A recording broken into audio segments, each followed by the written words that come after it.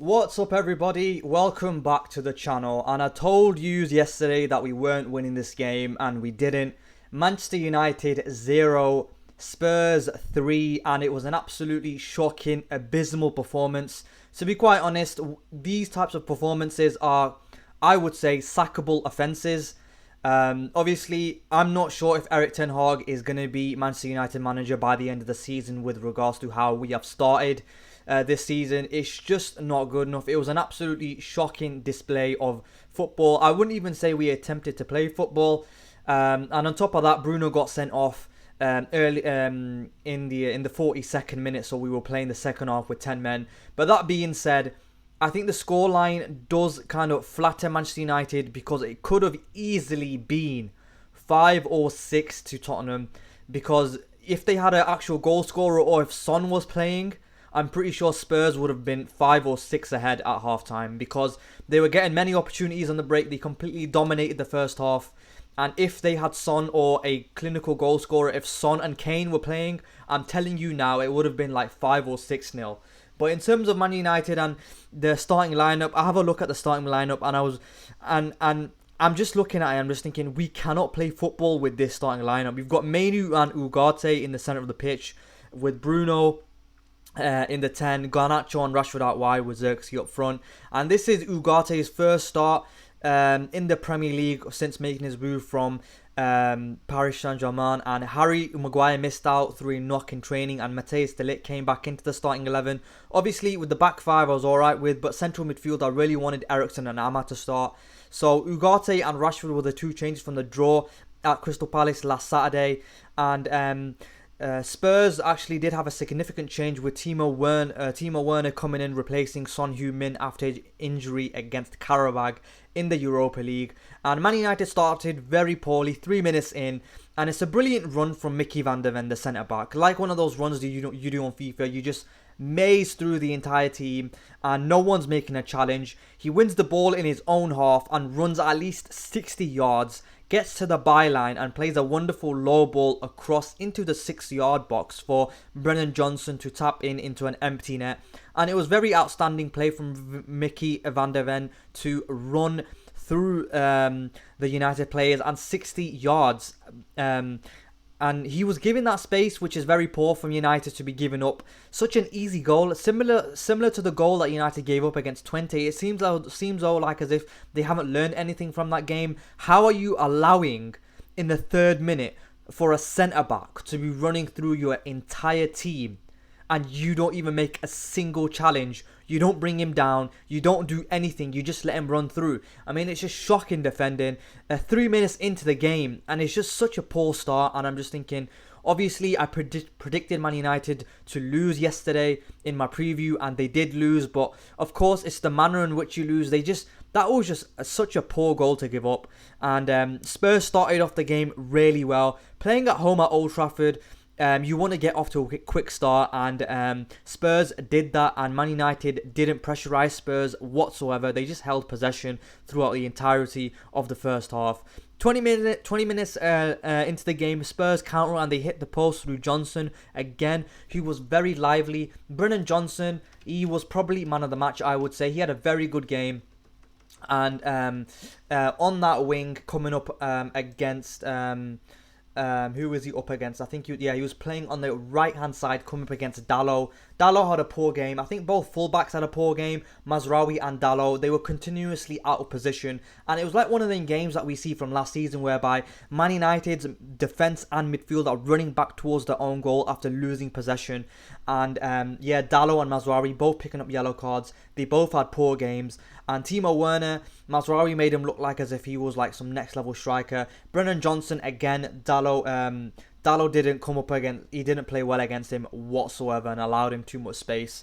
But in terms of the overall first half performance, it was very poor, very abysmal performance. Man United should have been losing like 4-5-0 at half time. Dalot loses the ball twice in 5 minutes. This is around the 25-minute, 30-minute mark, and that leads to 2 Spurs chances which they could have easily scored. And then Man United do have a good chance in the 38th minute when Marcus Rashford floats in a nice cross from the left-hand side to Alexandru Garnacho on the far side of the box on the right-hand side. And his volley, he volleys a shot off the post, and maybe the keeper would have covered it, maybe not. But it was a good attempt by Manchester United. Probably Man United's only attempt that I can actually kind of remember throughout the game. They had 2 shots on target overall in 90 minutes, which just isn't good enough, let's be honest. And then Bruno gets sent off in the 42nd minute. Maddison goes past him, and he sticks his leg out, Bruno, towards Maddison's knee, and he catches him with his studs. A lot of people have said it is a very harsh red card. And personally, I would agree. Personally, I would have given him a yellow. However, that being said, it is still no excuse with regards to how Man United started that first half. Even with 11 men for 42 minutes, Man United were absolutely abysmal and deserved nothing from that game whatsoever. And Mount then comes on for Manu in the 44th minute. And to summarise the first half, the press was off. The players were literally jogging. There was no pressure on the ball. Tottenham's defenders were given a lot of time on the ball to pick their passes, to get their head up. There was no intent or urgency on the ball whatsoever. Spurs wanted it more, and they pressured United into making mistakes, winning the ball back and countering quickly. And of course, that's why you saw many times throughout this game Man United's midfield and defenders running back towards their own goal, similarly like we saw last season, whereby they conceded so many goals last season just by that. So in the first half, United had 36% possession, 3 shots, 2 on target with 77 pass accuracy. Shocking display, and we didn't even attempt to play football. Spurs should have been completely outside, should have been at least 3-0. And Kulusevski created 5 chances from open play in the first half. On record, only Thomas Rosicky, 6 for Arsenal in August. On record since 2003-04 season, only Thomas Rosicky, 6 for Arsenal in August 2011, and Malouda, 6 for Chelsea in May 2011, have created more chance in a full Premier League game away against Manchester United. It would be interesting to see how many chances did Kulusevski create from open play throughout the 90 minutes. He's probably broken that record because he did have a very good game, Kulusevski. And then second half, Casemiro comes on for Xerxes, and Erik Ten Hag is trying to play damage limitation here by trying to shore up the midfield and trying to limit the spaces that Spurs have. And in the second half, I feel like United did play a little bit better, to be honest. I felt like as if we played better with 10 men than 11 men, and that just says something a lot with regards to how Bruno has been performing this season, but also how Man United kind of set up, which I'm going to get who Man United started with, which I'm going to speak about a little bit later on. But Spurs do make it 2-0 in the 42nd minute through Kulusevski. Martinez dives in and he misses the ball completely, and I think Dalot is out of position there.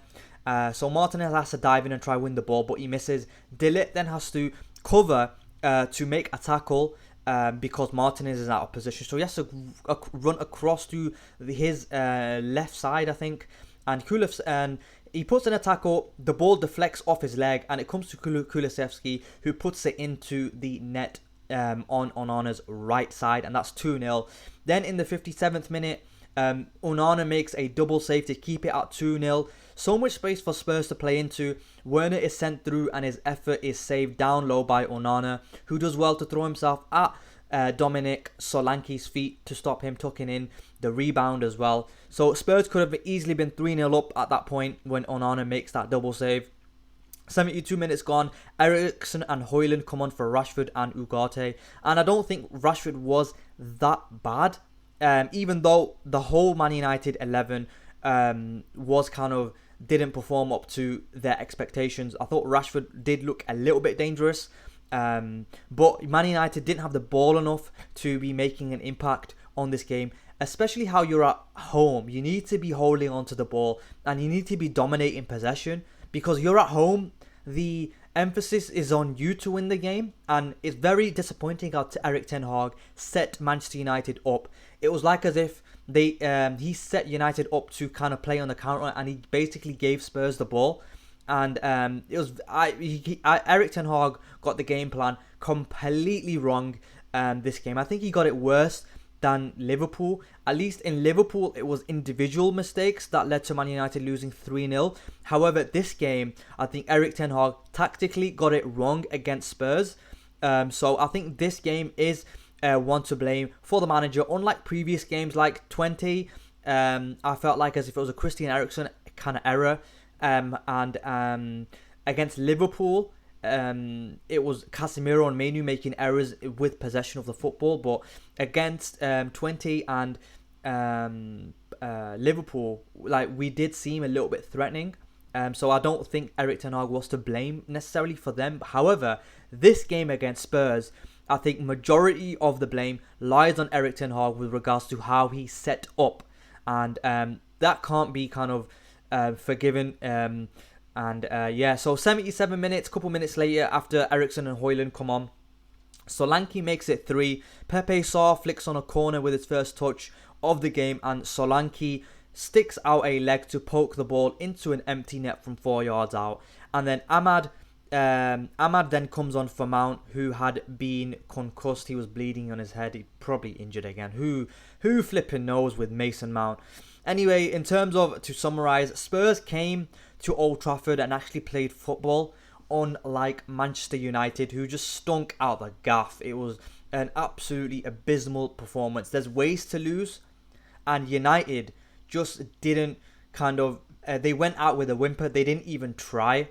It was a very disappointing game. And in terms of possession-wise, 38% possession, 11 shots, 2 on target, and I think United had 2 shots on target at the end of the first half as well. So I don't even think they registered a shot on target in the second half. 78% pass accuracy, 25 touches in the opposition box compared to Spurs' 45. Man of the match for Man United, absolutely no one. They were all awful. However, I do think that possibly Marcus Rashford and Garnacho were a little bit threatening. Garnacho did hit the post, and he looked a little bit dangerous on the right hand side. But yeah, I would say that probably Marcus is between Man United's best player is probably between Garnacho and Rashford, in my opinion. I don't think De Ligt was too bad either. But yeah, overall though, I'm not going to give man of the match to anyone. For Spurs though, man of the match is going to have to be probably, I would say Kulusevski or Johnson. It's a toss-up between them two. But I think I'd probably give it to Kulusevski with regards to how many chances he created. He was probably Tottenham's best player along with Johnson as well. In terms of some insights, Man United 7 points are their joint fewest after 6 games of a Premier League season. 2 wins, 1 draw and 3 losses. Same record in both the 2013-14 season and the 2020-21 season.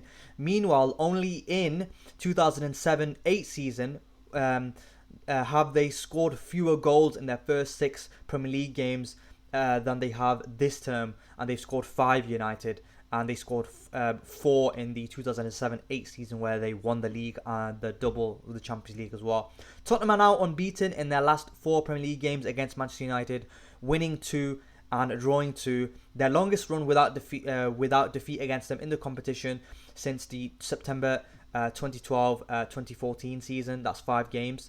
Man United have lost consecutive Premier League matches without scoring at Old Trafford for the first time since November 2021 in what were Ole Gunnar Solskjaer's final 2 games in charge of the club, with that 5-0 against Liverpool and that 2-0 against Manchester City. And the writing is on the wall with Erik Ten Hag. Personally, I believe if Ole Gunnar Solskjaer was kind of managing right now, I think Ole Gunnar Solskjaer would have been sacked last season for finishing 8th.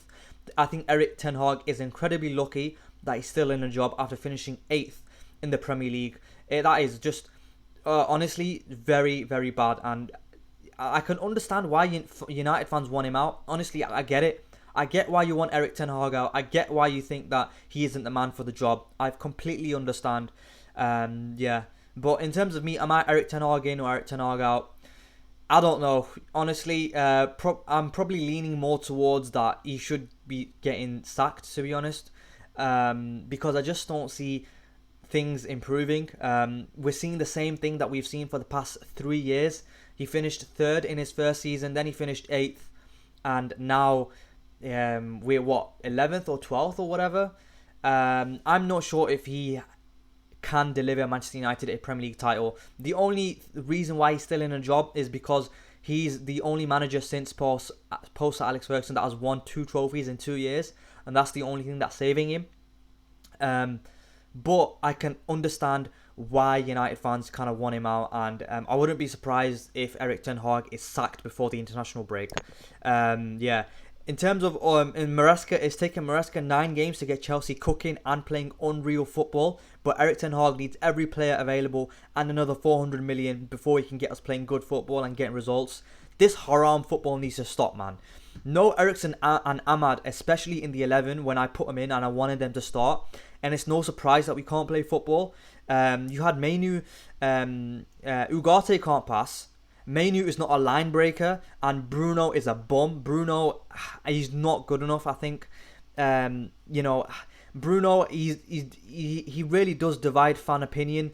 I think Son is better than him. I mentioned that in my video yesterday, and it's very unfortunate that Man United didn't get what we needed in the transfer window was a ball-playing, deep-lying midfielder in the window, and instead we got Ugarte. I don't think Ugarte was the right man that Man United should have been signing. But yeah, City, Liverpool, Arsenal, Chelsea, Spurs and Villa are all going to finish above Man United this season. And to be honest with you, we could finish in the bottom half of the Premier League. We are dead. Yeah, we're dead. Most controversial Manchester United opinion this week that I have seen, and I would tend to agree with, is that we would have won the Premier League by now if Oli hadn't been sacked. Oli in. To be honest with you, I know fans don't want him back, but to be quite honest, we played our best football under Ole Gunnar Solskjaer, and I'd take him back right now. For Man United anyway, next up it's Porto away in the Europa League and Aston Villa away after that in the Premier League. And we are not beating Porto, we're not beating Villa, we're not winning anything this season. I don't see us winning any trophy this season. We're not finishing in the top 4. The highest we're going to finish is 7th. And to be honest with you, we could finish in the bottom half. Season is done and it's September. We are dead. We're completely finished. And yeah, that's it.